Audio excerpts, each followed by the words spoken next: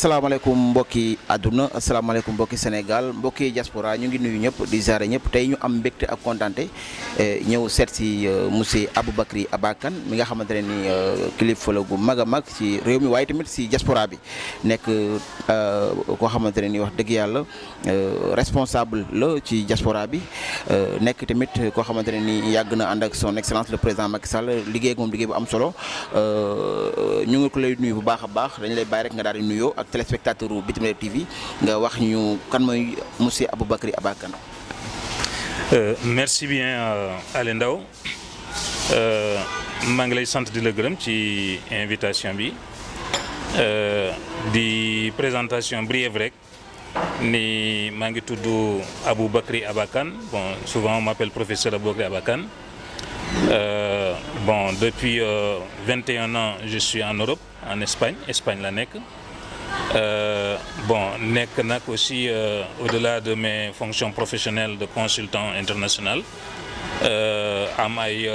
responsabilités politiques yoo xam ne yi am naa ko si biir diaspora bi ak si biir Sénégal donc mbégte la janook waa Sénégal yëpp di leen nuyu di leen ziara commencé ko ci kilifa diine yi kilifa aada yi kilifa politique yi tous les citoyens et toutes les citoyennes du Sénégal kon salaamaaleykum wa rahmatullahi taala wa barakatu. jërëjëf monsieur Kane ñu ngi lay remercier bu baax a baax di am mbégte ak kontaan dalal la comme ni ñu ko waxee ci début bi bu ñu door rek dañuy bëggoon nga wax ñu tey depuis pas mal de temps vous êtes au Sénégal pour élection locale yi ñu bëggoon xam tey ban taxawaay nga am ci élection yi ak naka nga gisee élection yi durant ba bu ñu ko tàmbalee ba léegi ak ba nga xam ne fi mu toll nii tey instant ni bu amoon tey loo ci wax par rapport ak doxalin bi ak yooyu lan nga ñu ci mën a wax. jërëjëf Alain ci laaj bu am solo boo xam ne bi laajte nga mu jëm ci élection yi baax na ñu rappeler nii donc élection locale lu am solo la si biir réew parce que élection locale mooy élection yi nga xam ne yi citoyens yi dañuy war a tànn ñi leen di administrer avec proximité parce que ñu ngi tànn les maires les conseillers municipaux mais aussi ñi nga xam ne yi ñoom ñooy jiite département yi ak conseillers yi leen di sëx te développement mënul am su dee jógewul ci base yi te yooyu mooy base yi moo tax citoyen bu nekk ak citoyenne bu nekk daf ci am responsabilité moo tax nag c'est des élections extrêmement importantes ñaareelu fànn bi mooy donc depuis très longtemps donc militant la au niveau politique et particulièrement membre aussi fondateur de l'APR en Espagne waaw je suis vice-coordinateur général de la DSE de l'APR de l'Espagne bon mais au-delà aussi de loolu am na ay yitte yoo xam ne jël nañ ko décision yoo xam ne jël nañ ko pour taxawal ay mouvement yuy gën di jàppale son excellence le président Macky Sall waaw mouvement yooyu xam naa dinañ ci ñëwaat waaw mais li am solo mooy diaspora bi dafa am rôle ci élection malgré que nekkuñu fii malgré que koo xam ne ki transféré wa sa vote doo mën a voter diaspora bi dañoo am seeni parents am seeni mbokk am contribution bi ñuy def ci développement réew mi te aussi seen baat seen parents ak seen àndandoo dañ koy déglu moo tax ñu def déplacement bi jógee donc en Europe en Espagne ñëw pour participer de façon active ci élection yi nga xam ne yi moom mooy élection locale yi ñu jëm muy dimanche bi le 23 janvier 2022 donc muy importance élection yi moo tax ñu impliqué wu te ñun ñëpp au niveau de la diaspora impliqué nañ ci am nañ ci baat bi même suñu voté wul même suñu deful transfert am na contribution bi ñu mën a def sensibiliser dem ci nit ñi wax ak ñoom ba ñu gën a jàppale donc réew mi si biir élection yi parce que participer ci élection yi mooy jàppale notre patrie le Sénégal mooy jàppale aussi yoo xam ni mooy l'actuel président de la République du Sénégal mooy Macky Sall ñun loolu lañ jàpp mais mooy aussi jàppale gox yëpp nag dëkk yëpp donc loolu moo defe naa mooy li nga xam ne bi mën naa ko tontu ci sa laajte bi. jërëjëf am na solo bu baax ñu gisit ne président dafa reconduiraat maire yi nga xam ne maire yi nga xam Benno Bokk Yaakaar yi nga xam ne ñoo nekkoon seen ay localité tey naka gisee choix bi nga xam ne président def na ko ci certaines localités Dakar ak yeneen yooyu nga xamante ne ak maire yi nga xam ne reconduiraat na leen ñu nekkoon ci ay si seen mairie daan fa liggéey nekkoon ci Benno Bokk Yaakaar bi tey naka nga gisee choix bi nga xam ne président moom la def ci élection yi. Voilà choix bi c'est un choix extrêmement important dëgg la ñiy voté mooy les citoyens à la base mais aussi ki nga xam ne kii moom moo jiite parti bi muy APR jiite la coalition Benno Bokk Yaakaar muy la plus grande coalition au niveau du Sénégal am na ay informations yu muy am à la base des informations très importantes yoo xam ne yi le citoyen lambda comme man wala yow wala keneen amuñu ko donc dafa basé wu sur des informations très claires très précises moo tax mu def le choix boo xam ne bi def na ko et c'est extrêmement important donc boo choix boobu ñun ñi nga xam ne ñi nous sommes des militants du Benno Bokk Yaakaar des militants de l'APR des patriotes sincères yoo xam ne yi leen soxla rek mooy comme réew mi développement réew mi donc loolu dafa am importance lool donc choix président de la République amul dara lu ñu ciy wax lu dul citoyens yi jàppale ko ci loolu ba le Benno Bokk Yaakaar am la majorité des mairies au niveau de ces élections locales. jërëjëf yaa ngi wax léegi ci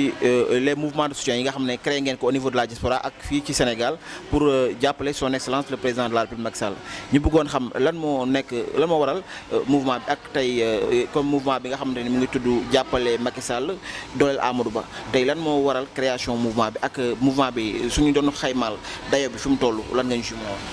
waaw avant ma ci dugg bëggoon naa très rapidement. defe naa woon leen loo xam ne lii moom la ñu njëkk a def muy affiche diaspora pour jàppale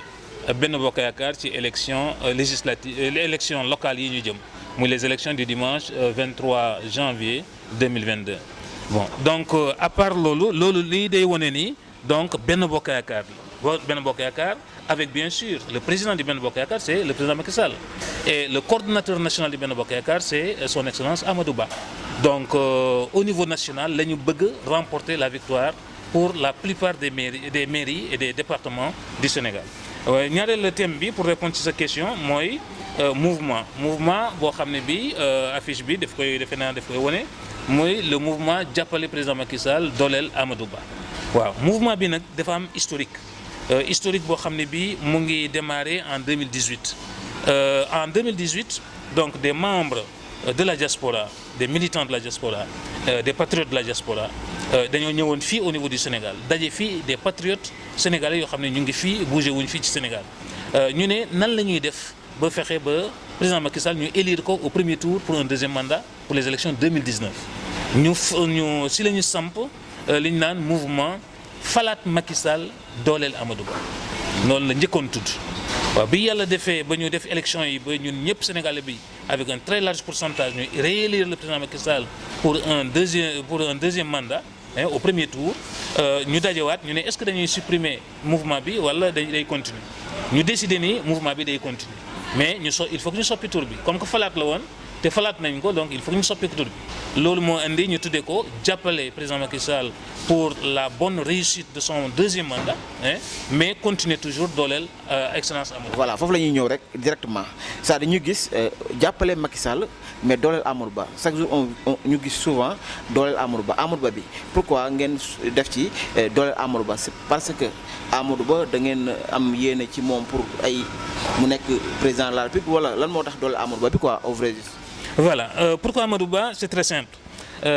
Amadou Ba a été donc choisi comme ministre de l'économie des finances et du plan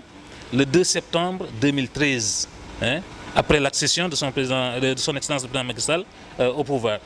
bi ñu ko tànnee donc pratiquement plan Sénégal émergent lépp lu ñu ci am ci financement ci moom la aw tous les Sénégalais yëpp ils sont témoins de cela bon mu conduire donc les finances et la recherche des finances de tous les projets du plan Sénégal émergent de 2013 à 2019 bi ñu ñëwee ci 2019 donc ñu defaat élection président Macky Sall donc gagné élection yi ñu changé ko ministère yóbbu ko au ministère des affaires étrangères et du Sénégal à l'extérieur mu def fa aussi liggéey bu am solo mais avant muy jógee mu yegg si foofu lépp loo xam ne bii financement la recherche de financement au niveau international pour les grands projets du plan Sénégal émergent et du président Macky Sall moom moo ko dem rechercher bien sûr avec l'appui de son excellence le président Macky Sall ba léegi fi ñuy dox nii ñëpp reconnaître nañu li nga xam ne bii excellence Amadou Ba def na ko hein. Donc en plus de cela, c'est un fonctionnaire de l'État, un commis de l'État comme il aime le dire. Il est là pour la patrie. réew mi moo tax mu jóg leneen taxul mu jóg te aussi fidèle loyal à son excellence le président Macky Sall. Fidélité boobu loyauté boobu efficacité dans le travail patriotisme bi mu am du tudd du def ñetti phrase te tudd président Macky Sall ak yéene président Macky Sall am ci réew mi te aussi fas yéene accompagner ko. Gis nañu aussi depuis bi mu génnee gouvernement bi ba léegi loyauté bi dafa continuer donc qualité yooyu mu am ñu koy méngale ak qualité yi président Macky Sall am loolu moo tax ñu choisir comme notre parrain. Et je précise ma leeral ni Amadou Ba musul wax nañ ko defal mouvement idée bi dafa jóge ci ay compatriotes yoo xam ne yi ñoom ci seen bopp ñoo jël décision donc def monter mouvement bi terale ko parrainé ko. jërëjëf ñu gis tamit ne Amadou Ba ñu bari ñi daan ànd ak moom amoon nañ yaakaar lool ñu nommé ko comme ci mairie bu Dakar tey ñu gis ñu def Abdoulaye Diouf Sarr tey ndax tey amoo leen déception yi nga xamante ne tey xëj na xam ngeen Amadou Ba wala jàppoon ngeen tamit Amadou Ba moo waroon nekk le candidat le président def ko le coordonnateur di région de Dakar tey yéen ban naka ngeen ko amee satisfaction la wala da ngeen a jàpp ne yoonu politique la wala da ngeen ko noo ko gisee. Voilà comme ni ma ko waxee sànq rek. Président Macky Sall dafa am des critères d'appréciation yoo xam ne yii daf koy permettre mu jël des décisions efficaces très efficaces choix bi mu def comme jël Amadou Ba def ko le coordonnateur national di Benno Bokk Yaakaar pour ces élections locales muy lu am solo lu am importance le coordonnateur comme ni ko terme bi waxee day coordonner lépp loo xam ne bi mu ngi am au niveau donc au niveau national. Donc loolu moo tax léegi Amadou Ba il est en rapport direct avec toutes les régions tous les départements toutes les communes pour le Benno Bokk Yaakaar muy une responsabilité extrêmement importante de Dakar. Gis nañu toujours defa naan nañu def un dépassement jàppale les candidats et particulièrement Abdoulaye Diouf Sarr pour qu'il remporte avec une très forte majorité donc les élections au niveau de Dakar et surtout au niveau de sa commune. Donc ànd nañ ci à 100% parce que les décisions du président Macky Sall sont des décisions très bien réfléchies et basées sur des critères bien déterminés. jërëjëf ñu gis tamit ne le président Macky Sall comme ni nga expliqué yéen a ngi koy jàppale au niveau de la diaspora ñu bëggoon xam tey mouvement jàppale Macky Sall doole Amadou Ba bi tey soo ñu bëggee wax doole ji nga xam ne am na ko ci diaspora bi ak au niveau du Sénégal tey nan nga ñuy wax te bu fekkee dañuy wax tey xayma bi bëggoon nañu nga xaymaal ñu ko parce que ñu ngi koy dégg yàgg nañ di ko dégg jàppale Macky Sall doole Amadou Ba te ñu bëggoon rek nga defal ñu tuuti rek surtout ci réseaux sociaux yi dañu ko ci gis lu bëree bëri bëggoon rek nga wax ñu dayoo mouvement bi tolluwaayam. waaw je précise que fi ñu toll nii ci élection yi ñu jëm notre priorité donc c'est le Benno Bokk Yaakaar soo gisee affiche bi ñu def jàppale Macky Sall doole Amadou Ba ñu ngi def am fii à gauche ñu ngi am Benno Bokk Yaakaar et à droite APR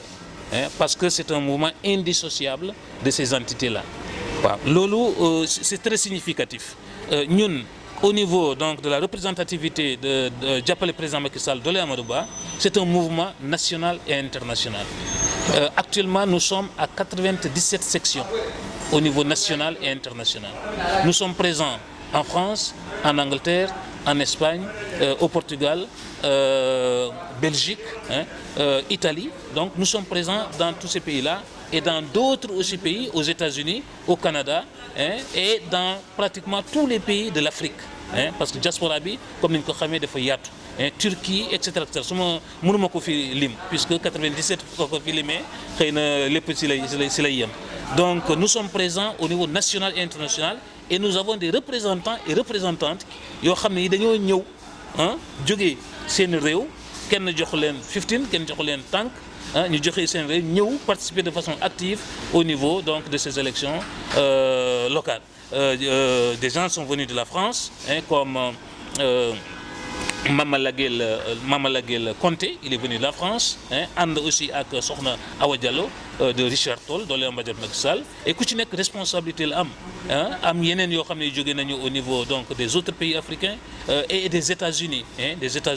am aussi ñoo xam ne ñi foofu la ñu jógee ñeneen ñi jógee Canada comme ni nga ko waxee ils sont venus de partout lan moo leen indi mooy contribuer de façon active à l'élection donc le mouvement jàppale président Macky Sall dooleel am ba mouvement boo xam ne bi la mu ngi dans la plupart des pays de la diaspora et aussi dans pratiquement toutes les communes du Sénégal et ce qui est sûr et certain dans toutes les régions du Sénégal avec des coordonnateurs régionaux au niveau du Sénégal, des coordonnateurs départementaux, des coordonnateurs de communes, et au niveau international, on a ce qu'on appelle des coordonnateurs et coordonnatrices des sections Dolel Amadou Ba. Donc loolu li muy wane rek mooy le poids que mouvement bi am. Et aussi c'est pour la première fois que nous soutenons le président Macky Sall. En 2012, il y avait donc le mouvement Patriote Espoir Yakar. Gis nga fii ci kaw, on a mis mouvement Patriote Espoir Yakar. Nous avions soutenu, fondé ce mouvement pour soutenir le président Macky Sall. Élection locale ñëw. On a soutenu les élections locales en 2014. Am yeneen élections yoo xam ne aussi xew na ñu soutenir. On a toujours été avec le président Macky Sall et nous continuons donc avec le président Macky Sall. Notre premier leader, c'est le président Macky Sall, son excellence le président Macky Sall, et notre deuxième leader, c'est son excellence Amadou Ba. jërëjëf tamit nga nekk koo xamante ne nii yaa ngi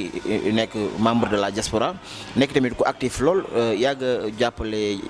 diaspora bi ma xam la ci mouvement yi ak yëngu-yëngu yi surtout yu APR yi nga si def yu am solo tey ñu bëggoon xam tey naka nga gisee apport bi nga xam ne diaspora bi ñu ngi koy am ci Sénégal yaa ngi koy wax léegi-léegi si commencement bi nga ne boo gisee tey ngeen ñëw di am pour sensibiliser parce que yéen xam ngeen ne doole ju bare bari yéen a koy indi au niveau du Sénégal maanaam koom-koom bi ak yu ni mel xam nañ seen taxawaay tey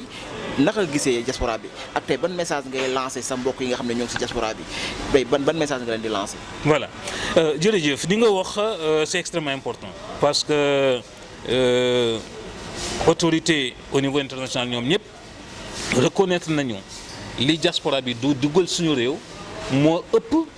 aide suñu boolee aide au développement yi dugg si Sénégal yëpp loolu moo ko loolu c'est des milliards et des milliards donc loolu muy loo xam ne lii am na solo trop ci koom-koom Sénégal am na trop donc importance ci koom-koom Sénégal donc importance boobu ñun en tant que élément de la diaspora nous en sommes conscients parce que à part ñun li ñuy gagner di ko dugal ñu ngi aussi en rapport avec les autorités au niveau extérieur di wut ay projets de développement ay projets hydrauliques ay projets yu bëri yoo xam ne yi ñu ngi ci te loolu yëpp day yokk donc koom-koom Sénégal donc diaspora bi donc loolu xam nañ ko li ma ci yokk rek mooy ñun waa diaspora nañu continuer ci voie boobu koom-koom mënul am su dee doomu réew mi jóguñu il faut que ñu jóg continuer te ñu ngi ci action yu am solo man personnellement su ma jëlee le dernier exemple boo xam ne bi réalisé naa ko il y a un forage en finition au niveau de la commune de Fanaye dans un village qui s'appelle Léreyel forage boobu su paree ça va alimenter 16 villages donc ça va alimenter 16 villages donc forage bi incha allah déjà pratiquement pare na pratiquement li des rek mooy inauguration forage bi yooyu bokk na ci dernière action yoo xam ne mën nañ ko te am nañu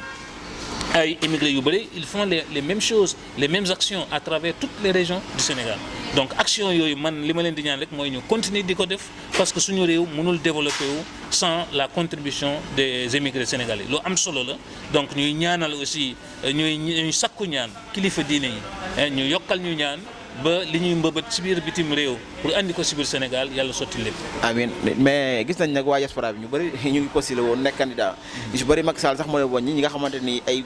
kay cadre APR la ñu nekkoon diaspora est-ce que yow bokkoon nga ci ñi doon bëggoon nekk maire. non man nekkul ci sama bopp. waaw man li ma soxaloon mooy la politique de développement à travers projet yi nga xam ne yi fexe naa ba ñu ngi dugg Sénégal donc loolu moo ma intéressé mais nag je respecte ñi nga xam ne ñii des membres de la diaspora qui sont candidats parfois candidats au niveau de Benno Bokk Yaakaar et parfois même candidats donc pour d'autres coalitions donc damay respecter seen choix parce que li am importance mooy man pour politique kalante la comme séeréer yi ni ñuy kalanteeg Haalpulaar yi njaayeen yi di xalanteeg jóobeen yi kaneen yi di xalanteeg bàyyeen yi politique aussi noonu la war a mel waaw ñuy sàmm suñu jàmm Sénégal parce que jàmm mooy lépp jàmm si la lépp gis nañu par exemple li xew ci yenn pays yi ñu ngi solidariser wu ak li xew Mali ñu ngi solidariser wu ak ñoom bu baax a baax lu tax ñuy solidariser wu ak ñoom mooy war ñu noot le peuple malien mesure bu ñu jël pour le peuple malien su otul day répercuté wu si Sénégal te mënoon ñàkk répercuté wu si Sénégal donc jàmm lañ leen di ñaanal di solidarité moom di ñaan ñu waxtaanaat ba jubóowaat ba jàmm ak mesures yi ñu jëloon contre le Mali yëpp ñu levé ko ba Mali continuer di mën a avancer comme d'autres pays africains donc loolu mooy li nga xam ne bii moo ma soxal affaire mairie intéressé wu ma li ma intéressé mooy la politique de développement pour ma zone parce que le patriotisme commence dans notre propre zone. Moi je suis villageois, je suis né dans un village de la commune de Fanaye waaw te li may def mu ngi foofu ci commune de Fanaye mais aussi mu ngi dans d'autres régions maa ngi def ay actions au niveau de Kolda ay actions au niveau de Ziguinchor ay actions au niveau de d'autres régions boo xam ne bii judduwuma fa parce que loolu yëpp suñ ko boolee rek c'est le patriotisme réew mi mooy avancer donc loolu moo am solo. jërëjëf dañu bëgg rek nga nuyu wala nga nuyuwaale mbokk yi diaspora yi waaye tamit mbokk mouvement jàppale Macky Sall dooleel Amadou Ba yi nga xam ne ñu ngi ci àdduna bi mais à travers langue bi nga xamante ne nii wax dëgg yàlla moom lañ la xamee tamit muy pulaar nekk langue internationale bëggoon nañ nga def ci benn message bu bref bu ko defee tamit nga daal di defaale sa message de la fin ak lan ngay tàggoo téléspectateur ak ñi nga xam ne ñooy seetaan seen chaîne bi nga xam ne mooy waa bitim réew TV mu ci site bi mu nekk waa bitim réew point net. jërëjëf Alé Ndao maa ngi lay sant di la gërëm je m'excuse ma dellu ci pulaar donc Allah jaaraama on jaaraama bandiraɓe tedduɓe heeɗiɓe assalamu aleyka ayyuha nabiyyu wa rahmatullahi taala wa barakatuh assalamu aleyna wa ala ibadillahi salihina bandiraɓe tedduɓe heeɗiɓe onon calminama on juurama on ñaganama jaam e calal kisal on ñagama duwaw on noldama duwaw en erdini salminago ngo e hilifaɓe men diine hilifaɓe men aada hilifaɓe politique ko yettude tan waa bitim réew point com mo ngannduɗaa on mbaɗa liggey baɗɗo fayida e ndeer aduna o fof enen jetta sababu o hono Alé Ndao kañum e caméraman mum mo ngannduɗaa kañumen ngari ɗo hannde yewtidde men yewtidata e moon ɗo yeyde ko musidɗo moon sehil moon professeur Aboubacry Abakane gonɗo responsable politique au niveau to e ndeer Espagne kono kadi ina erdi mouvement biyeteɗo jappale président Macky Sall doolel Amadou Ba salminde on juurade on salmina responsable uji doolel Amadou Ba Macky Sall nder Sénégal e nder aduna o fof gorko e debbo suka e mawɗo hay goto accaka liggey moon yooɗi feewi machallah participation moon e campagne oɗo mo gonɗen machallah ummiɓe ɓe caggal leydi Mamadou Laguel Konté en Awa Diallo en e woɓɓe e nder Afrique e nder Europe arɓe ɗo fof nder Amérique arɓe ɗo fof vraiment beltanama no feewi ɗum noon mbiten tan ko yen continue liggey o ko heddi ko hen heewani diaspora o ene jogui rôle mo ngannduɗaa ko kañum jogii e ndeer aduna o fof donc jamma e ñalam subaka kikiiɗo continue ɗum ɗon mouvement men parti men président men mballen ɗumen tigi tigi gonanɗen ko Sénégal kañum woni leydi men gonanɗen ko président Macky Sall kañum woni président men gonanɗen ko coalition Benno Bokk Yakaar kañum woni coalition men gonanɗen ko APR gonanɗen kadi ko mouvement men jappale président Macky Sall doolel Amadou Ba mouvement patriote espoir yakar ɗum noon on beltanama no feewi arnode ɗo tan wi onon fof kalɗo mbawɗon wonde on beltanama jokken liggey ha inchallah dimanche oɗo garowo so Allah hoddiri mbawen ƴettude kadi raay men dow ha président Macky Sall welto Benno Bokk Yakaar welto aduna o fof welto saabu weltare mabɓe ko ɗum ɗon nawata en yeeso enen jetta kadi leader men enen belti e golle leader men waɗi e nder Sénégal fof e ɗiɗo élection ngaji hono excellence Amadou Ba woni ko caggal président Macky Sall enen fof gonɗen ko caggal président Macky Sall ɗum noon yo jaam e calale kisal won e moon onon fof en jiiɗo yeti enen gari ɗo e nder Sénégal enen mbaɗa participer e campagne men ɗum ɗo woni donc hollirat enen fof ko Benno Bokk Yakaar gonduɗen te ko kartal mum poɗɗen wotde dimanche oɗo garowo mouvement men no mbiɗen ni woni mouvement aussi mo ganduɗa erdini ko Benno Bokk Yakaar rewi hen ko APR puɗɗen noon artude e mouvement men mouvement patriote espoir yakar jappale président Macky Sall on beltanama no feewi yo jaam e calal kisal woni moon Alé Ndao Allah jarama ceerno Oumar Anne caméraman Allah jarama enen jetta kadi coordonnateur membre fondateur mouvement patriote espoir yakar mouvement jappale président Macky Sall doolel Amadou Ba hono ceerno Abdoulaye Sall mo ganduɗa ko kañum woni aussi le protocole en général mbo mouvement jappale président Macky Sall doolel Amadou Ba ɗum noon Allah jarama on jarama on beltanama yo jaam e calal kisal woni moon yo Allah hokku men nawde raay men dow ha dimanche oɗo ƴetten ko ɓuuri hewde e mairie ji donc vive le Sénégal vive notre patrie vive le président Macky Sall jërëjëf professeur Aboubacry Abakan vraiment on est très content nañ loolu doon la recevoir ci waa bitim réew point net di am mbégte kontaan yow da nga nekk benn membre bu nekk si diaspora waaye nekk tamit ku baax ñu yàgg la xam nga yàgg yëngu ci développement comme ni nga ko expliqué léegi yàgg yëngu tamit ci social yàgg jàppale ñu bëree bëri ma xam la lool ñu yàgg nekk ci ay panel yu bëree bëri moo tax wax dëgg yàlla c'est vraiment un plaisir de partager wax dëgg yàlla tey ak yow waaye tamit maa ngi nuyu ñëpp di nuyu sama caméraman Omar di nuyu tamit